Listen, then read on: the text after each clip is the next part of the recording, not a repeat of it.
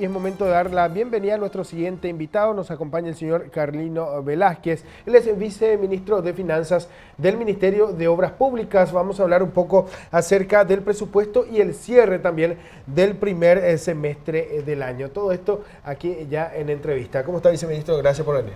Buen día, Edgar, buen día a la teleaudiencia, y estamos acá para charlar un poco de nuestro trabajo y lo que estamos haciendo.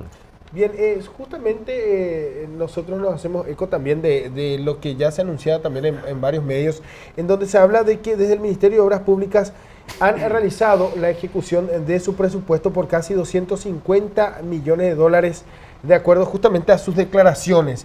Pero hay que decir que también a partir de esto existe una proyección para lo que resta del año y si en realidad esto contrasta con lo que ustedes esperaban. Sí. Bueno, hasta el mes de junio, o sea, el primer semestre, tuvimos una ejecución de en torno a 230 millones de dólares en lo que nosotros llamamos el nivel 500, o sea, gastos de inversión, ¿verdad? Básicamente las rutas, ¿verdad? Las obras de infraestructura. Y el resto del año tenemos todavía un presupuesto en términos de proyectos que queremos llevar adelante y también de financiamiento bastante bien asegurado ya, ¿verdad? En torno a unos 500, entre 500 y 600 millones de dólares que se podría dar todavía. Y bueno, ahí el punto es si ejecutamos, entre comillas, ¿verdad? Porque después podríamos hablar qué entendemos por la expresión ejecutar, ¿no es cierto? Si ejecutamos recién 230, ¿cómo podemos ejecutar el doble el resto del año, ¿verdad? Y es muy simple, ¿verdad? Muchas veces esta ejecución depende de las condiciones que no podemos, o sea, de condiciones que no podemos manejar, como ser el clima, las condiciones también que tienen muchas veces las empresas, qué tan fácil es, que son los procesos, digamos, de implementación por parte del oferente que ganó esa licitación y ese tipo de cosas, ¿verdad?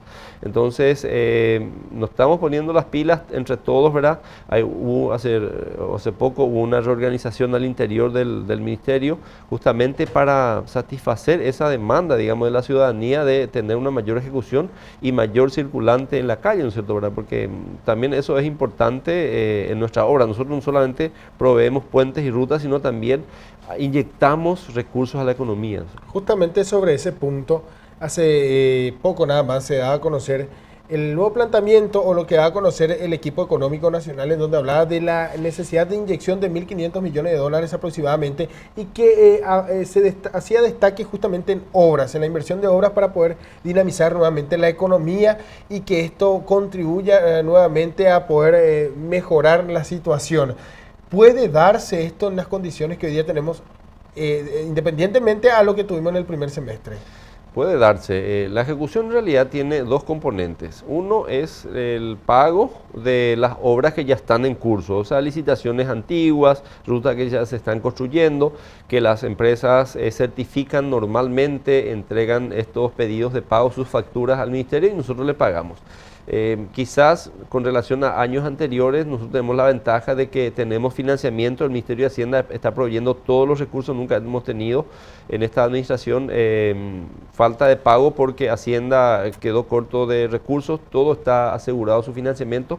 Entonces, las obras que están en curso se ejecutan, así como ya dije, entre comillas, cuando las empresas presentan sus facturas con sus certificados de obras realizadas, ¿cierto? Entonces, para presentar sus facturas tienen que estar hechas las obras. Tienen que estar hechas las obras en los hitos o en los tramos, digamos, que se tienen también. Tampoco tienen que terminar todavía, ¿verdad? Pero hacen, no sé, 2 kilómetros de ruta y pueden certificar, lo hacen, nosotros le pagamos, o sea, eso no hay problema. Pero tuvimos este primer semestre un problema climatológico que todo el mundo sabe, ¿cierto? Casi 3 meses de intensas lluvias, ¿verdad? Y construir una ruta no es lo mismo que comprar un vehículo, una camioneta, por ejemplo, que también entra a lo mejor en gasto de capital, pero uno ya puede comprar todo hecho eso. Entonces, sin embargo, construir una ruta tiene sus complicaciones y depende mucho de las condiciones climáticas. Entonces, eso fue un problema que tuvimos en este tiempo, en estos meses, que tuvimos meses con muchas lluvias anormales para esta época del año. También llueve mucho, ¿verdad?, en otros años, ¿verdad?, pero no tanto como fue en estos años, ¿verdad? Y la segunda parte de nuestra ejecución depende de lo que son los nuevos llamados, ¿verdad? O sea, los proyectos que ahora recién se tienen que iniciar.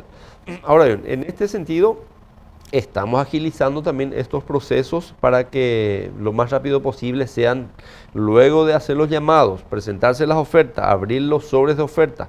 Todo eso tiene un plazo que la ley establece, la 2051, y que es controlado por la Dirección Nacional de Contrataciones Públicas como una especie de juez entre nosotros, los demandantes de las obras, y las empresas que son los oferentes. Tenemos que cumplir todos los plazos. Cumplido todos esos plazos, ¿verdad? Encontramos la mejor oferta, adjudicamos a la empresa, se constituyen, si son consorcios, por ejemplo, se constituyen los consorcios, firmamos el contrato y damos orden de inicio, ¿verdad? Esos procesos tienen un límite, o mejor dicho, un plazo, sí, un plazo, ¿verdad? De 90 días de que se llama hasta aproximadamente, ¿verdad? Días más, días menos. Si no se presenta ningún problema por el camino. Ninguna queja por parte del oferente. Sin embargo, se puede presentar, ¿no es cierto? Porque los oferentes pueden presentar, desde el momento que nosotros hacemos el llamado, ya pueden pedir, por ejemplo, prórroga de plazos para la presentación de ofertas. Una vez que se presentan las ofertas, se abren los sobres, ellos pueden presentar protestas y todo otra vez tiene su plazo en que se tiene que dirimir, digamos, esa protesta. Y todo pasa por la DNSP, o sea, por la Dirección Nacional de Contrataciones Públicas, que es como nuestro gran juez en ese proceso de compra para nosotros y venta para las empresas. ¿Qué pasa con el contrato y con los plazos, justamente? Porque me imagino que siempre se hablan de plazos, o al menos se estiman un plazo determinado de ejecución de obras, en este caso. Los plazos contractuales se respetan y se tienen que respetar. Las empresas en ese sentido, una vez que ganan, una vez que están, como nosotros decimos, están en pista, normalmente no hay grandes atrasos, excepto algunas obras que tienen algunos problemas internos, ¿verdad? Pero en general hoy día con los pagos más puntuales que estamos haciendo a las obras que están en curso, generalmente no tienen problema. Ahora, los plazos entre que se inicia un llamado y se hace o sea, se firma el contrato o se da la orden de inicio, puede variar tremendamente entre un proyecto y otro proyecto. ¿Por qué? Porque cada proyecto tiene su particularidad y cada proyecto atrae a diferentes tipos de empresas que tienen diferentes tipos también de motivaciones para presentar esas protestas. Muchas veces las protestas son genuinas, en otros casos nosotros consideramos que son protestas que no tienen fundamento, ¿verdad? Y finalmente se rechazan. Realmente la mayoría de las protestas están siendo rechazadas por la DNSP, aceptando nuestra justificación, porque nosotros realmente no aceptamos o rechazamos una protesta, sino nosotros aceptamos, rechazamos el argumento para comunicarle luego a la DNSP y ellos son los que finalmente dicen sí o no, ¿cierto? O sea, sumado a los factores climáticos, también tenemos que agregarle la burocracia interna dentro de lo que hace al aparato estatal.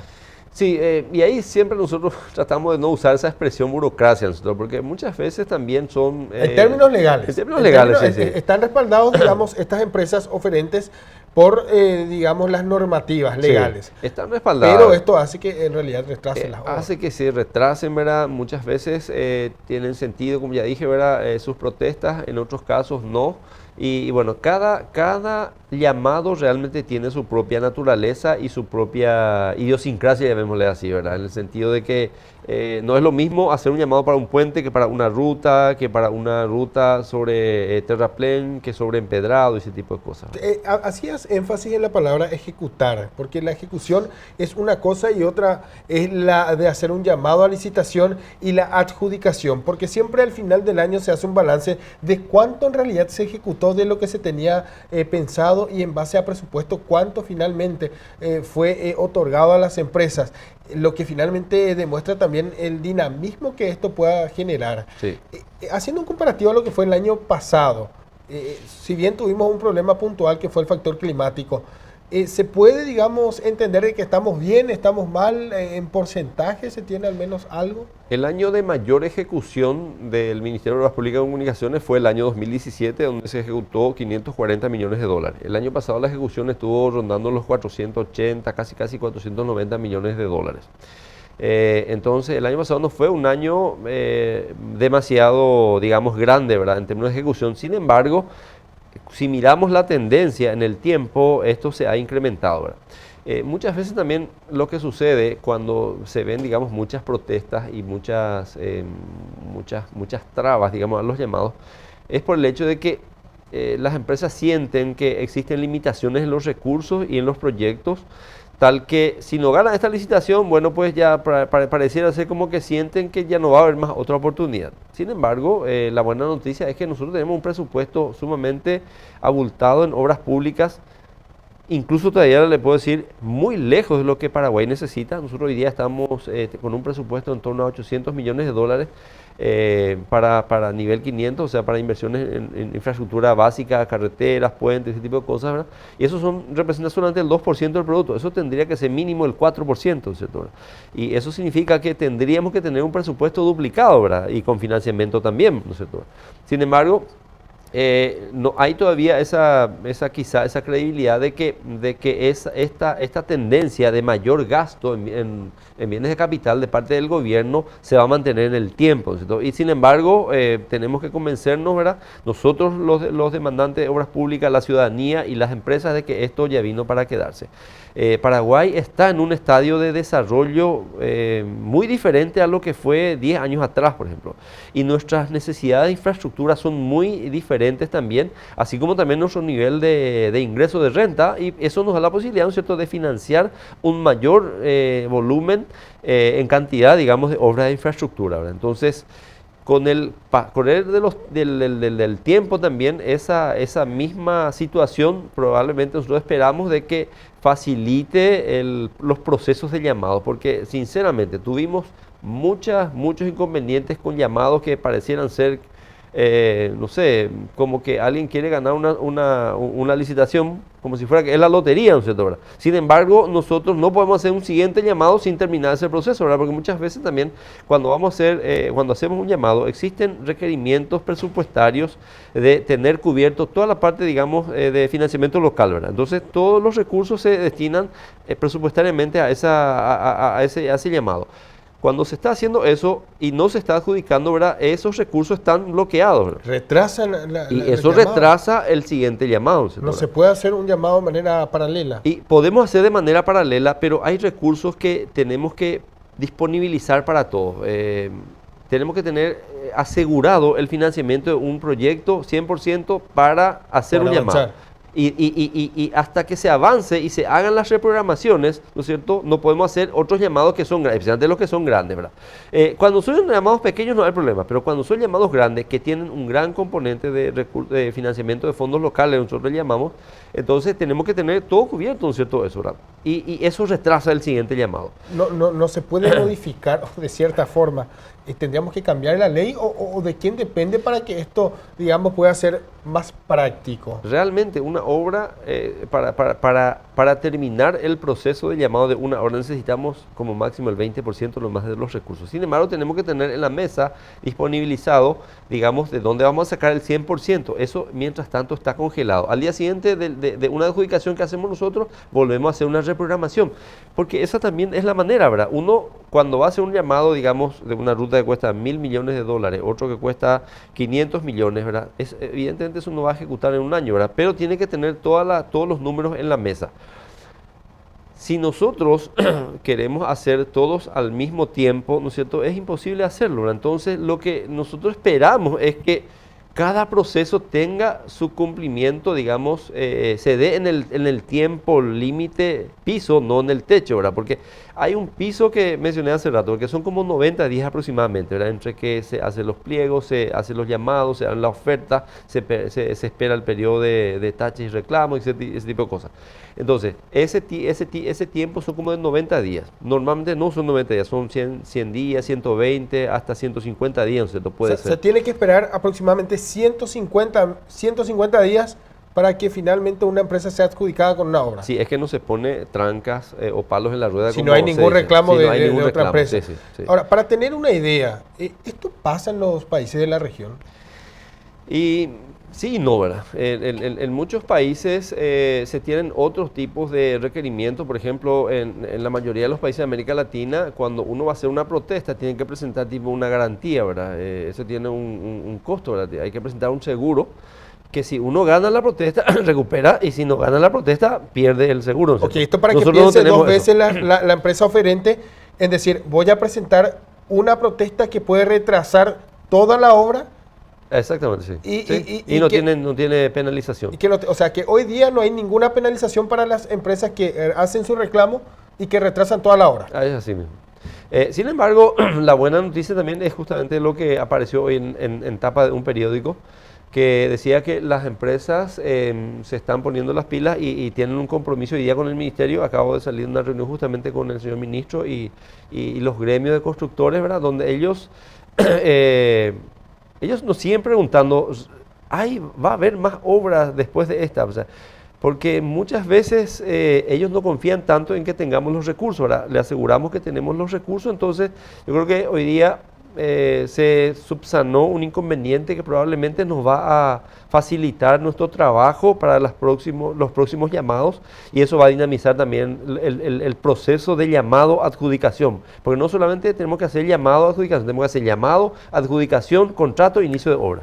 Ahora, el MOPC va a licitar obras plurianuales también. La mayoría de las obras realmente son luego plurianuales, sí. Son plurianuales, sin embargo, los financiamientos se tienen que aprobar año tras año, digamos, en los presupuestos, que tampoco tiene ningún inconveniente porque el Congreso eso los aprueba sin... ¿De sin cuánto drama. estamos hablando Y aproximadamente? estamos hablando de 800 millones de dólares de ejecución anual, ¿verdad?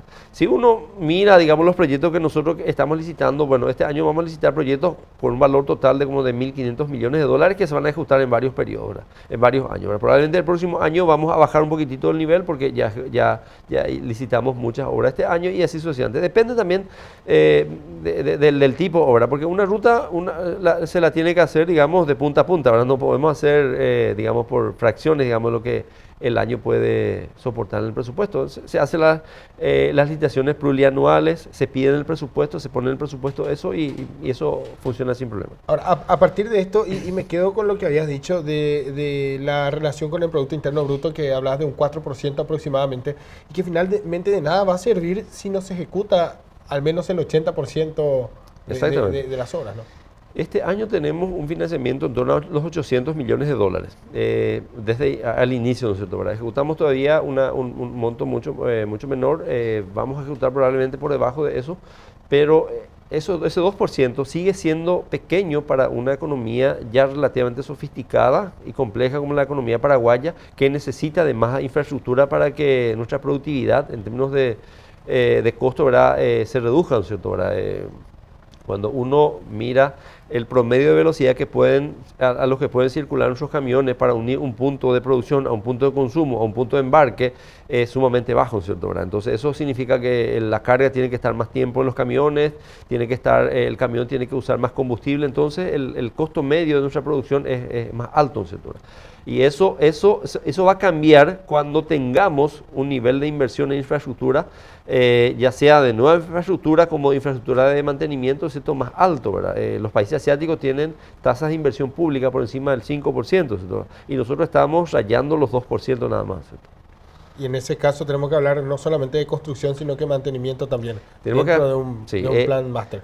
10 años atrás en Paraguay se creía que las rutas cuando se construían ya tenían que durar eternamente, ¿cierto?